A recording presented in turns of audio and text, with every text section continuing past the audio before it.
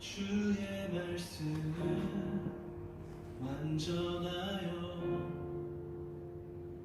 내 영혼 소성시키며 주의 말씀은 확실하여 우둔한 날씨에롭게 해 주의 말씀은 정직하여 내 마음 기쁘게 하며 주의 말씀은 순결하여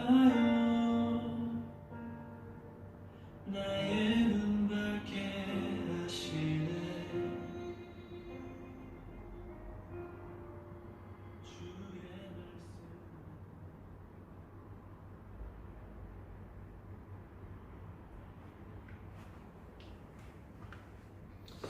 주의 잠깐 기도하겠습니다. 고마우시고 자비로우신 아버지 하나님, 주님의 은혜와 은총을 감사합니다.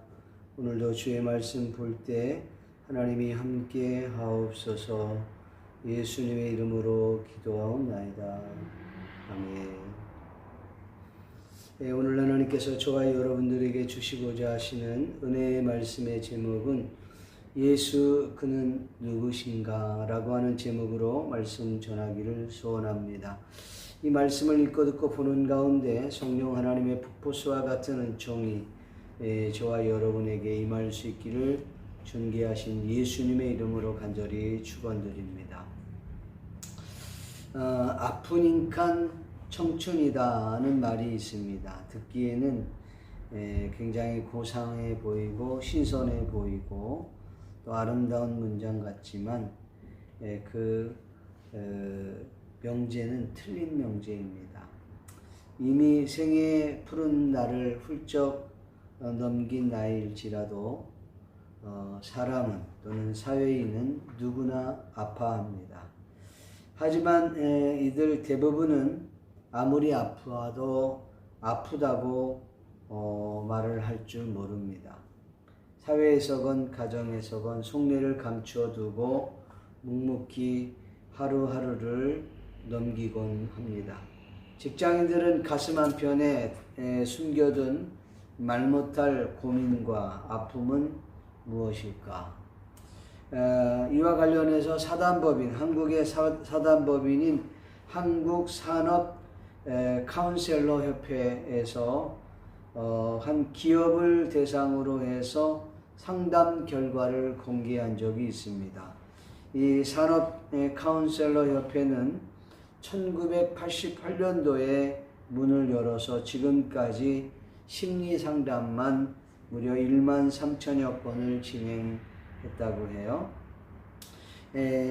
거기에서 발표한 내용은 겉으로는 가장 큰 문제는 가정의 문제다 이렇게 이야기했습니다. 또 그 가정의 문제 가운데서도 안으로 깊이 들어가 보았더니 자녀 문제가 가장 컸습니다. 거의 40%에 육박할 정도였으니까요. 이외에도 수많은 스트레스가 그들을 압박하고 있다는 것을 우리는 그 결과를 통해서 알 수가 있습니다. 런던 타임즈가 저명한 작가들에게 동일한 주제를 주고는 에세이를 부탁을 했어요. 무엇이 이 세상의 문제인가? 실로 문제 많은 세상에 살다 보니 문제거리가 아닌 것이 없어서 도대체 어디서부터 잘못되었는지 가늠하기조차 어렵습니다. 그러니 이와 같은 질문들이 나올 만도 합니다. 그들 중에 오소독시와 브라운 신부라고 하는 오부작 등을 썼던 G.K. 체스턴트라고 하는 사람도 이곳에 응모를 했습니다. 특히 이 G.K. 체스턴트에 쓴 글을 보면 역사상 가장 짧은 에세이이면서도 이 물음에 가장 강력하고 가장 정확한 대답을 주었습니다. 그 그것은 주제가 뭐냐면 나라고 하는 주제입니다. 왜 세상이 변하지 않는가? 왜 우리 사회는 변하지 않는가? 왜 우리 정치는 문제투성인가? 왜 우리 집은 이 모양인가? 왜 우리 교회는 이런 것인가? 왜 우리의 학교, 우리의 공동체, 왜라고 하는 질문을 계속 숱한 의문을 던집니다. 그 의문에 숨겨져 있는 하나의 진실은 무엇일까? 그 모든 것이 나와 관련되어 있고 질문하는 바로 내가 문제의 원인의 일부라는 사실입니다. 더 나아가서 그 문제를 풀어야 할 당사자 또한 우리 자신이라는 사실입니다. 이제 질문을 바꾸어 봅시다. 문제투성인 이 세상을 누가 치유할 수 있을까? 대답은 동일합니다. 나라고 하는 것이지. 내 자신이라는 것이지. 물론 인간 스스로가 해결할 수는 없습니다. 왜냐하면 인간은 죄인이기 때문이지요. 그렇기 때문에 하나님의 도움이 없이는 우리는 이 세상을 바꿀 수도 없고 바뀌어서도 안 됩니다. 나 스스로도 바뀌지 않는데 어떻게 이 세상이 바뀌기를 기대하겠습니까? 그래서 흔히 우리 크리스천들을 향하여서 너희는 이 세상의 소금과 빛이라, 이 세상의 리더라라고 말하는 이유가 바로 여기에 있는 것입니다. 오늘 본문 내용을 잠깐 소개하고 또 이 배경을 설명을 좀 드리려고 합니다. 야이로라고 하는 한 회당장에게 있어서는 12살 되는 딸이 있었습니다. 그가 병들어 죽어가게 되었는데 그가 예수님께 찾아와 무릎을 꿇고 우리 집에 와서 우리 딸에게 안수하여 좀 낫게 해달라고 부탁을 드리죠. 예수님은 그 회당장의 말을 듣고 그 집으로 가던 도중에 12년 동안의 혈루증 여인이 예수님을 만나 당신의 질병을 고침받는 이야기입니다. 그리고 그 고치고 난 이후에 다시 회당장의 집에 가서 죽은 딸을 고친 이야기가 오늘 본문의 내용입니다. 그 내용을 살펴보면서 함께 은혜를 나누기를 소원합니다. 먼저 우리가 생각할 수 있는 것, 당신의 환경의 문제를 해결하시는 예수님이라고 하는 것이지요. 본문은 12년 동안 혈루증으로 고생한 여인에 대해 소개하고 있습니다. 저는 이 본문 내용이 워낙 길어서 좀 짧게 35절부터 읽었습니다만 원래 오늘 21절부터 봐야 할 내용입니다. 여기에 이 혈루증 여인, 하혈하는 질병을 가진 이 여인이 왜 이와 같은 질병을 얻게 되었는지 그 원인에 대해서는 설명하고 있지 않습니다. 어쨌든 12년 동안이라고 하는 그 질병을 갖고 있었어요. 여러분 12년이 짧다고 하면 짧을 것이고 길다고 생각하면 길을 거예요. 아마 이 여인에게 있어서 이 12년은 한 120년 동안이나 긴 시간이었는지도 모르겠어요. 본문에 나오는 이 혈루증 여인은 환경적 문제의 대표적인 경우일 겁니다. 이 여인이 당한 질병은 오랫동안 그를 괴롭혀 왔습니다. 이로 인하여 재정적 손해는 이만저만이 아니었습니다. 또한 얼마나 고통이 심했겠습니까? 그럼에도 불구하고 병은 점점 나아지는 것이 아니라 점점 더 심해져 갔다는 것이지요. 여인은 단 하루를 살더라도 병으로부터 해방받고 싶었던 심정이었을 것입니다. 이처럼 여인은 육체적 질병, 환경적 문제가 그를 괴롭히고 있었다는 것이지요. 과거나 지금이나 가정에 환자가 있으면 그 가정의 분위기는 거의 초상집 분위기입니다. 그렇지 않습니까? 과거에 인플루엔자를 걸리면 이렇게 격리를 하고 난리가 났습니다. 예전에 제가 치바 기도원에 가서 성경 읽으려고 갔는데 저녁에 식사를 하고 그 다음에 이제 성경을 읽는데 몸 상태가 별로 안 좋았어요. 열이 좀 나고 그냥 오한이 있고 이제 그래서 조금 일찍 잠을 청했는데 뭐 잠도 제대로 못 자고 그래서 아침 일찍 병원에 가자 그래서 병원에 갔더니 인플루엔자라는 거야. 그랬더니 그 주변에 병원 환자들 다 저쪽으로 옮기고 저를 아주 한쪽 구석에 집어넣고 막 칸막이를 치고 인플루엔자라고. 그래갖고 제가 무슨 나병 환자 취급을 받은 경험이 있었습니다.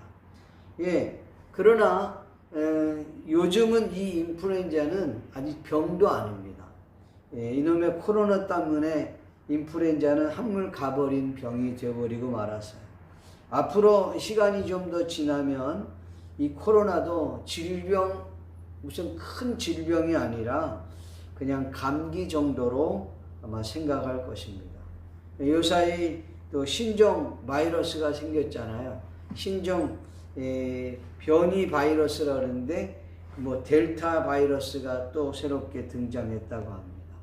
그러면 또 다른 여러분 약을 또 만들어야 되는 상황이 오겠죠. 점점 더 심한 바이러스 앞에서 많은 사람들은 공포에 시달리며 살게 될 것입니다. 우리들의 신앙 자체도 위기를 맞게 되겠죠.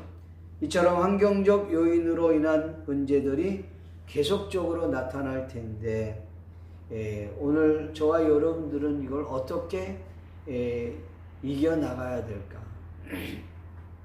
사실 육체적 질병뿐만 아니라 가정에서 부부와의 갈등의 문제, 자녀의 문제, 고부간의 문제, 또 직장 생활에서는 인간과의 문제, 한 공동체 안에서는 들려지는 여러 가지 갈등과 그 스트레스는 이만저만이 아닙니다. 또 사업을 하는 사람들은 환경에 의해서 사업이 좌지우지하니까요. 기껏 개발해 놨더니 코로나 때문에 아무것도 할 수 없는 그런 상황들이 도래하기도 합니다. 오늘 제가 지난 주간에 어느 선교사님으로부터 귀한 아이디어를 저한테 이야기하면서 이것을 사업화하려고 한다는 이야기를 들은 적이 있습니다. 세상이 어수선하고 내가 아무리 좋은 아이디어를 냈다 할지라도 그 타이밍이 잘 맞지 않으면 또 어려움과 고난과 또 힘든 일이 찾아오게 되지요. 그로 인하여 나타나는 여러 가지 스트레스는 또 다른 질병으로 우리에게 나타나곤 합니다. 인생을 살면서 수많은 문제들이 우리에게 다가오게 되지요. 이와 같은 상황 속에서 우리 믿음의 사람들은 어떻게 대처해야 하겠습니까? 지난주에 말씀을 드렸던 것처럼 그 문제를 바라보는 우리의 시각, 우리의 관점이 바뀌어야 합니다.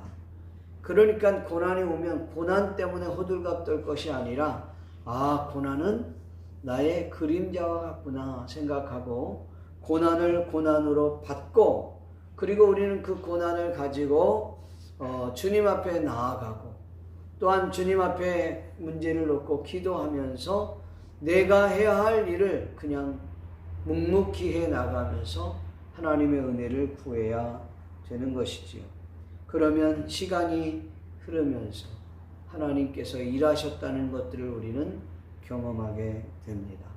우리의 당면한 환경적 문제는 주님 앞에 가지고 나갈 때 해결이 됩니다.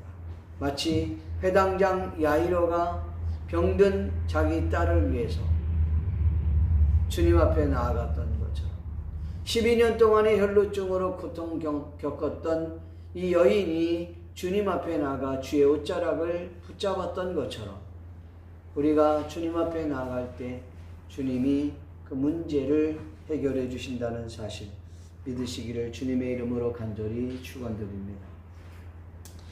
또 우리가 생각해 볼 수 있는 것은 죽음의 문제를 해결하시는 예수님이십니다. 아직까지 이 죽음의 문제를 해결한 어떤 종교단체도 없습니다. 지난주에도 잠깐 말씀드렸습니다마는 죄의 문제, 영생의 문제, 이 구원의 문제를 해결한 분은 오직 우리 주 예수 그리스도 외에는 없는 줄로 믿습니다. 그래서 사도행전 4장 12절 말씀과 같이 다른 이름을 우리에게 주신 일이 없다 그랬어요. 여러분, 구약에서부터 신약에 이르기까지 훌륭한 믿음을 가졌던 사람, 아브람, 이삭, 야곱, 이후에 모세, 우리가 아는 요셉, 모세, 다윗, 엘리야, 엘리사, 훌륭한 선지자들이 많죠. 베드로, 바울, 그 외에 요한, 야곱, 12제자들, 수많은 사람들이 있지만 그들 모두 스스로가 자신의 죄 문제를 해결하고 영생 문제, 구원의 문제를 해결하지는 못했다는 것이지요. 왜냐하면 그들 모두가 다 죄인이기 때문입니다. 그렇기 때문에 이 문제를 해결하기 위해서 하나님께서 당신의 아들 독생자 예수 그리스도를 이 땅에 보내주신 것, 2000년 전에 이 땅에 보내주신 것이지요. 그 예수 그리스도께서 오늘 저와 여러분들을 위해서 이 십자가에서 못 박혀 죽으시고 3일 만에 다시 부활하심으로 말미암아 우리의 첫 부활의 열매가 되신 것이지요. 그 예수 그리스도를 믿는 사람은 그 누구나 구원을 받게 된다는 것이 오늘 성경이 우리에게 말씀하고 있습니다. 누구든지 예수 그리스도를 믿으면 영생을 얻게 된다는 것이죠. 어느 종교를 믿는 것이 아니라 예수님을 믿어야 된다는 사실입니다. 찬양 가운데 이런 찬양이 있습니다. 누구든지 예수 믿으면 영생을 얻으리로다. 누구든지 예수 믿으면 구원을 얻으리로다. 나를 믿는 자는 성경의 이름과 같이 이 배에서 생수의 강이 넘쳐나리라. 여기에서 누구든지 예수 믿으면 영생을, 구원을 얻는다고 말하는 것입니다. 예수님의 말씀이 사실은 이 여인과 대화하는 이 상황 가운데서 12년 동안 혈루증 여인이 예수님의 옷자락을 잡고 고침받았습니다. 주님은 그를 찾았습니다. 그리고 그에게 내 믿음이 너를 구원하였느니라 하며 너희가 평안히 가라 하면서 이 말이 끝나기도 전에 바로 회당장 야이로의 집에서 사람들이 왔습니다. 그리고는 회당장에게 이렇게 얘기하는 거지. 주인님, 이제 선생님을 그만 괴롭히십시오. 이게 무슨 말이냐 했더니 당신의 딸이 죽었습니다. 이렇게 이야기를 한 것입니다. 예수님께서는 그 회당장에게 이와 같이 말씀을 합니다. 걱정하지 마라. 두려워하지 말고 믿기만 하라. 그 말씀을 했습니다. 회당장 집에 도착해 보니까 이미 초상집 분위기입니다. 사람들이 울며 불며 떠드는 소리가 계속 나기 시작합니다. 예수님께서는 그 제자들과 함께 그 집 안으로 들어가셔서 그들에게 이야기했습니다. 왜 떠드느냐? 왜 울고 있느냐? 그 아이는 죽은 것이 아니라 지금 잠들어 있는 것이다 라고 말입니다. 사람들은 예수님의 말씀에 코웃음을 쳤습니다. 그 아이가 죽은 사실을 우리의 눈으로 직접 목도했는데 당신이 무슨 말을 하고 있느냐? 아이는 죽었다 말이에요. 잠자는 것처럼 보이지만 이미 죽었다. 그렇게 예수님의 말에 콧방귀를 뀌었습니다. 예수님께서는 그 아이의 부모와 제자들 3명, 베드로, 요한, 야고보를 데리고 그 소녀가 죽어있는 그 장소로 갔습니다. 그리고는 예수님이 하시는 말씀을 달리다금 하며 선포하셨습니다. 이 달리다금이라고 하는 말은 소녀야 어서 일어나라 라는 뜻입니다. 여러분 달리다고 했어요. 달리다구 일어나, 이런 찬양 우리가 많이 부르지 않았습니까? 달리다구 소녀야 일어나라, 이 말씀을 주님이 선포했더니 그러자 그 소녀는 일어났습니다. 그 소녀가 일어나서 걸어다니기 시작했습니다. 소녀의 나이는 12살쯤이었고 이 광경을 본 사람들은 너무나 깜짝 놀랐어요. 왜냐하면 자신들이 죽은 그 소녀를 직접 눈으로 목독했는데 그가 지금 살아서 걸어다니고 있는 것입니다. 지금 우리가 지금 헛것을 본 거 아니냐, 귀신을 본 거 아니냐, 지금 영몽을 꾸고 있는 건 아니냐, 그런 생각을 했는지 모르겠어요. 어쩌면 주님은 그들의 그 꿈, 잘못된 생각을 깨우치기 위해서 그 소녀에게 먹을 것을 주라고 말씀을 했어요. 어린아이는 그 먹을 것을 먹는 것을 직접 사람들에게 보여줬죠. 사람들은 깜짝 놀랐습니다. 그리고 난 후에 예수님은 유유히 그 자리를 떠나셨던 것입니다. 사랑하는 성도 여러분, 오늘 환경적 요인 문제를 해결하신 예수님, 죽은 문제를, 죽음에 대한 문제, 영생에 대한 문제, 영혼에 대한 문제를 해결할 수 있는 분 또한 주님이시라는 사실 믿기를 주님의 이름으로 축원합니다. 사랑하는 성도 여러분, 도저히 불가능해 보이는 우리들의 죽은 영혼들이 살아날 수 있기를 바랍니다. 우리의 가족이 살기를 바랍니다. 우리의 직장과 우리의 사업터가 살아날 수 있기를 바랍니다. 이거는 도저히 불가능한 거예요. 이걸 할 수가 없는 것이야. 스스로 그렇게 생각할 수 있을지 모르겠어요.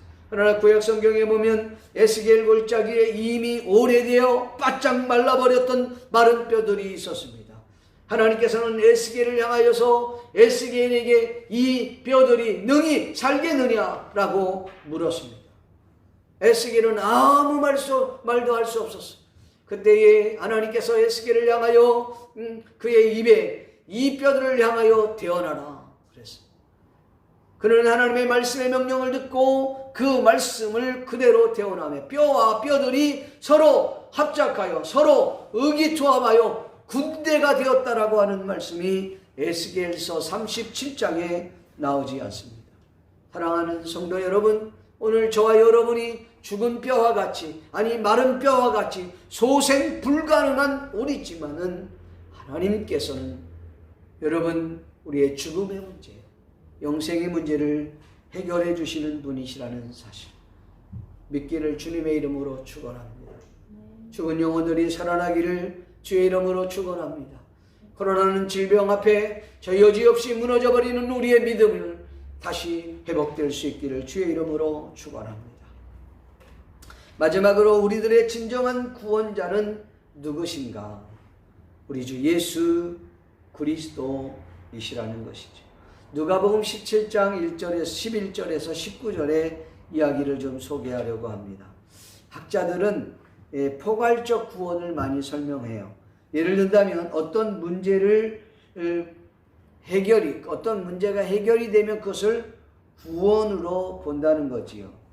병든 사람이 자신의 병을 고치면 구원을 받았다. 환경적 요인으로부터 해방을 받으면 구원을 받았다라는 것이지요.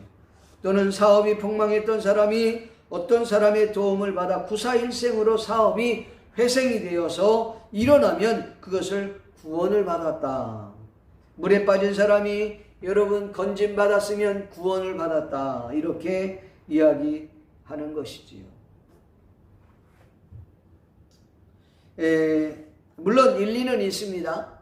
그러나 성경에서 의미하는 구원의 의미는 영혼과 육체 모두가 다 구원받았을 때 우리는 진정한 구원이라고 말하는 것입니다.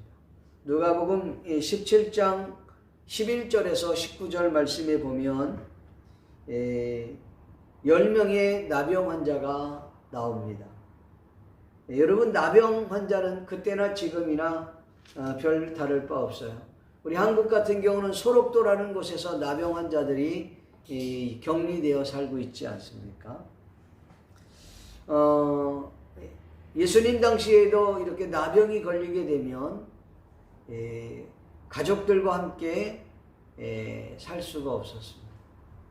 그리고 사회적으로부터 격리가 되어서 사는 거예요. 그러니까 만약에 나병에서 고침을 받지 못하면 평생 동안 가족들과 살 수 없고 사회와 격리되어 살아야만 하는 것이지. 우리가 잘 아는 것처럼 우시아 왕이 나병에 걸려서 평생을 여러분 이제 흔히 말하는 학국방에서 사는 거예요. 자기가 살아야 할 그 궁전이 아닌 또 다른 별궁에서 살아야만 했다는 것이지요. 자, 예수님께서 예루살렘으로 가시는 길에 사마리아와 갈릴리 사이로 지나가시게 되었어요. 예수님이 한 마을을 들어가셨을 때 거기에 10명의 나병 환자가 있었습니다. 그러니까 그 마을은 아마도 나병 환자들이 모여서 사는 곳이었을 거예요. 근데 10명의 환자들이 그곳에 지나가시는 예수님을 보시고는 이렇게 멀찍이 서서 큰 소리로 외쳤습니다. 예수 선생님, 우리를 불쌍히 여겨 주십시오. 지금 우리가 보고 있는 성경과 그리고 옛날 우리가 사용했던 버전하고는 조금 다릅니다. 옛날 버전은 오히려 이 부분들을 이렇게 소개하고 있습니다.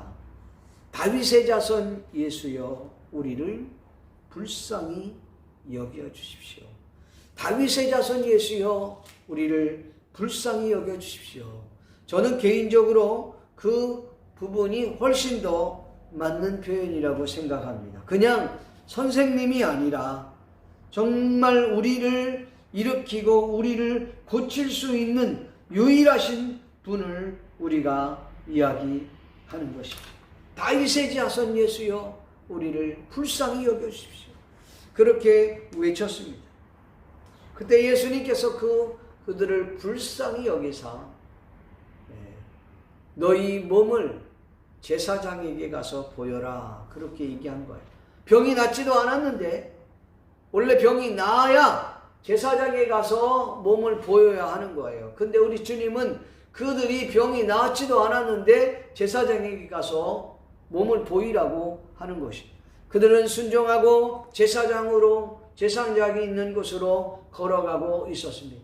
걸어가는 도중에 그들의 몸이, 나병이 완전히 깨끗하게 나았다는 사실을 그들 스스로가 깨닫게 되었습니다.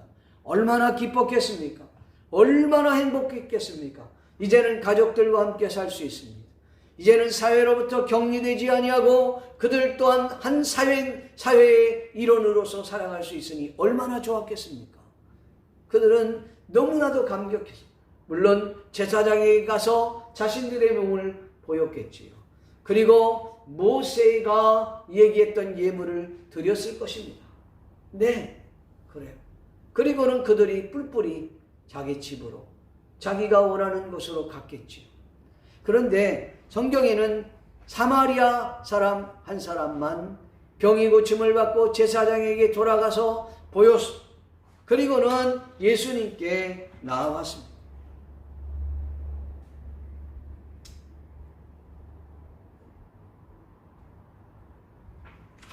그리고는 주님 앞에 나와 무릎을 꿇고 감사를 드렸다. 성경은 이렇게 이야기하고 있습니다.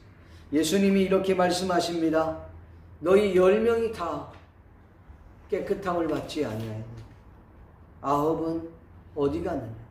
어찌 이방 사람인 사마리아 사람 외에 하나님을 경배하고 찬양하고 영광을 돌리는 사람이 이밖에 없느냐? 이렇게 말씀을 하신 것입니다. 여기에서 우리가 한 가지 알아야 될 것이 10명 가운데 9명은 여러분 육체의 질병으로부터 구원을 받은 것은 맞지만 영혼이 구원받았다고 하는 진정한 구원을 얻지는 못했다고 봐야 옳을 것입니다. 그러나 이 사마리아 한 사람은 영혼과 육체가 구원받은 줄로 믿습니다. 할렐루야. 말씀을 맺기를 소원합니다. 사랑하는 성도 여러분, 여러분들은 어떤 환경적 어려움을 겪고 있습니까? 어떤 질병을 겪고 있습니까? 가정적인 문제입니까? 자녀의 문제입니까? 남편의 문제입니까? 인간관계의 문제입니까? 수많은 스트레스 때문에 여러분들이 고통을 겪고 있습니다. 특히 육체적 문제뿐만 아니라 죽음과 영생의 문제에 봉착해 있지는 않습니까? 여러분, 그와 같은 문제를 해결할 수 있는 유일한 분은 예수 그리스도인 줄로 믿습니다. 사랑하는 성도 여러분, 예수님을 만남으로 말미암아 우리들의 영혼이 살아나기를 바라고 우리의 육체와 또 우리의 연약한 부분들이 회복될 수 있기를 주님의 이름으로 간절히 축원합니다. 나병의 10명의 나병 환자 가운데 9명의 나병 환자들은 자신의 육체적 질병, 잠깐의 그 기쁨을 위해서 살았다면 한 명 나병 환자였던 사마리아 사람은 오히려 영혼과 육체가 구원받아 진정한 구원의 기쁨을 누렸던 것처럼 오늘 저와 여러분들도 그와 같은 축복을 누리기를 주님의 이름으로 간절히 축원합니다. 진정한 구원을 주실 수 있는 분은 누구일까요? 그는 바로 예수 그리스도인 줄로 믿습니다. 기도합시다. 살아계신 아버지 하나님 감사합니다. 오늘도 주의 말씀을 보게 하시고 듣게 하시고 깨닫게 허락해 주시니 감사합니다. 이 시간 승리할 수 있도록 은혜 베풀어 주시옵소서. 감사하고 예수님의 이름으로 기도합니다.